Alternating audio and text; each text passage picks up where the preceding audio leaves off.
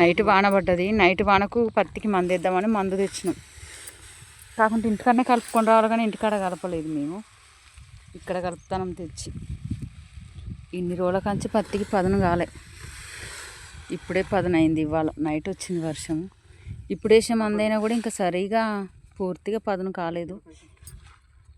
కొంచెం నైట్ వరకు ఇంకొక తెప్ప పడితే బాగుండు.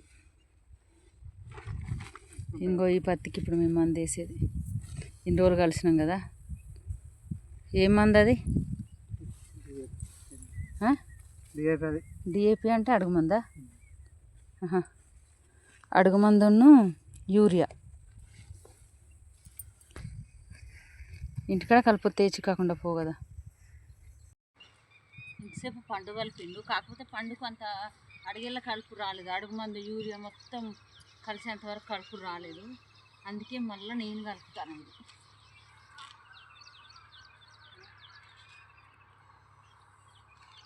అటేమో యూరియా ఎక్కువ ఉంది, ఇటేమో అడుగు మంది ఎక్కువ ఉంది.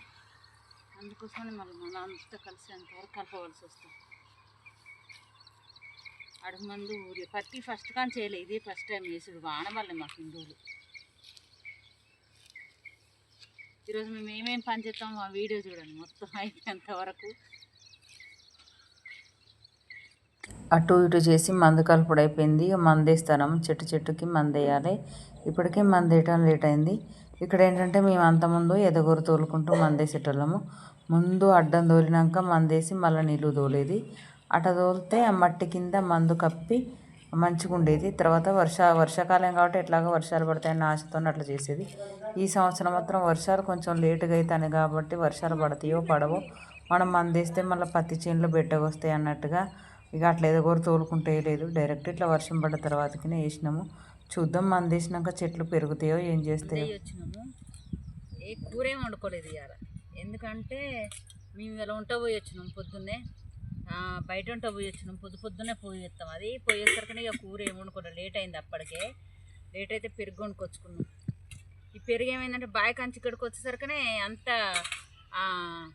గడ్డలు అంతా పోయింది. గడ్డలంతా నీళ్ళు అయింది. కొంచెం మామిడికాయ పచ్చడిను పెరుగు తెచ్చుకున్నాం ఇవాళ బావి కాడికి. ఎందుకంటే వండుకునే టైం లేదు. ఇక నైట్ వర్షం పడ్డది. పత్తికి మందేయాలి. మళ్ళీ ఇవాళ అందరం వంటలు పోయినాం. మా ఊరోళ్ళు చాలామందిని బయట వంటలకు వంటలు పోయి అక్కడ వండుకొని తిని మళ్ళీ ఇంటికి వచ్చి స్నానాలు చేసి ఇల్లంతా కడుక్కొని బట్టలన్నీ పిండుకొని మళ్ళీ పత్తికి మందేయాలని ఇక కూర వండే టైం లేదు. అందుకోసమనే మామిడికాయ పచ్చడి పెరుగు వేసుకొని వచ్చినాం. ఇట్లా ఒకసారి పెరుగు ఏమైందంటే అక్కడ పెరుగు కొంచెం చూడండి గడ్డలు ఉన్న పెరుగు నీళ్ళు అయింది. ఇది మామిడికాయ పచ్చడి.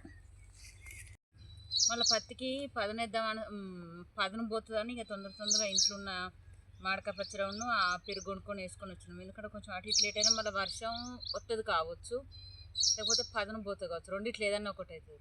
అందుకోసమనే కూర వండే టైం లేదు. మామిడికాయ పచ్చడి పెరుగు సరే. ఇక్కడ ఏమైందంటే ఇంట్లో కొన్ని పత్తి గింజలు ఉన్నాయి.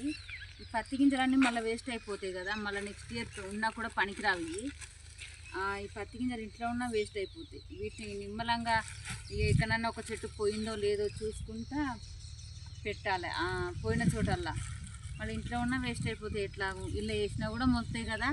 మొలిసి వెనక కాసినా కూడా 1-2 బుగ్గలైనా పలుగుతాయి కదా. అందుకోసమనే కొన్ని ఉంటే ఆ కొన్ని వేస్ట్ అయిపోతాయి కదా. ఎట్లా చేను దగ్గరకు వచ్చినాం కదా అని పెడతాను. కాబట్టి కొన్ని పోయినాయి. ఎన్నో ఒకటి పోయినా కూడా పెట్టి వస్తే అయిపోద్ది కదా. వేస్ట్గా ఇదంతా మళ్ళీ గింజలు వేస్ట్ అయిపోతుంది. మళ్ళీ మనకు లాస్ట్కు కొంచెం పత్తి వెళ్ళినా చాలు కదా. ముందుగా పెట్టిన ఈ చెట్లకేమో కొంచెం ఎక్కువ వెళ్తుంది అనుకో. కాకుంటే కొంచెం ఎక్కువ పెట్టిన వాటికి తక్కువ వెళ్తుంది. తక్కువనో అదో ఇదో కానీ మనకు మళ్ళీ గడ్డి పడకుంటుంటుంది చెట్ల నీడకు. మళ్ళీ ఇంట్లో గింజలు వేస్ట్ కాకుంటుంటాయి. అందుకోసమని మళ్ళీ ఉన్న గింజలు కూడా గింజలు పెడతారు. ఇంకో చూడు ఎక్కడో ఒకటి పోయింది. ఎక్కడో ఒకటి పోతే గింజలు పెట్టడం వల్ల గడ్డి పడకుంటుంటుంది. గింజలు వేస్ట్ కాకుండా ఉంటాయి. లాస్ట్కు కొంచెం పత్తి వెళ్ళినా నయం కదా. నిన్న ఇవాళ అయితే ఒక్క పని కాదు, ఒక కథ కాదు. పొద్దున వచ్చినాము, మందేసి అయిపోయినాక మళ్ళీ పోగుంటలు పెట్టినాము. ఒక తీరుగా పని చేసినట్లేనే లేదు. ఇవాళ 2-3 తీర్ల పని అయినాయి. మందేసినాక పోగుంటలు పెట్టినాము. పోగుంటలు పెట్టినాక అలా కొన్ని కుప్పలు ఉంటే కుప్పలు తీసేసినాము. కుప్పలు తీసేసినాక మళ్ళీ నిన్నేమైందంటే ఇంకో ఇటు కడకు కలుపుతా అంటే రాలేదు, ఎందుకంటే గట్టిగా ఉంది కదా. కొంచెం రాత్రి వాన పడ్డది కదా, ఇప్పుడు మంచిగా వస్తుంది. ఇక పదును లేదు కదా నిన్న కడలకు రాక కలవకుంటూ వదిలిపెట్టినాం నిన్న మేము. ఇక ఇవాళ అక్కడి నుంచి కలుసుకుంటూ వస్తాను. ఇవాళ పదును ఉన్నది కాబట్టి కడలకు వస్తుందని మళ్ళీ కడలకు కలుపుతాను. ఈ పని ఇంకా ఇప్పుడు వర్షాకాలం స్టార్ట్ అయింది కదా, ఇక పని తీరదుగా. మళ్ళీ వర్షాలు వస్తే ఇంక అసలే తీరదు పని. ఇవాళ మాత్రం ఒక తీరు పని చేసినట్లేదు, 2-3 తీరులో పని చేసినాం. ఇవాళ చూడు వాన పడ్డాక కడకు మంచిగా వస్తుంది గడ్డి.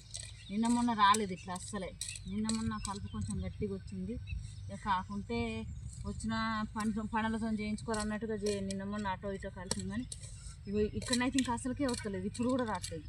ఎందుకంటే ఇది ఇలా అందరూ నడిచిరు బాట, నడిచేసరికి ఇక అదంతా తొక్కుడు కింద పడుతుంది, రావట్లేదు. ఈ పదున్నప్పుడు ఈ కడలు కలుసుకోవాలి.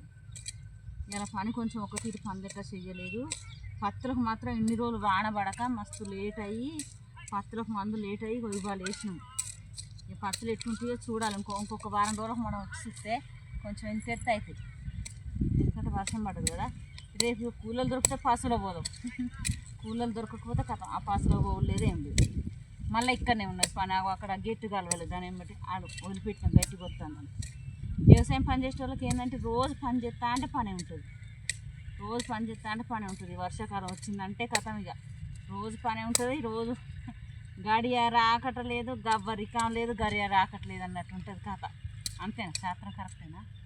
గడియ రికాం లేదు, గవ్వ రాకట్లేదు అన్నట్టుంటుంది వ్యవసాయం చేసే వాళ్ళకి. ఈరోజు మాత్రం మా పని ఇది. బాయ్ అందరికి.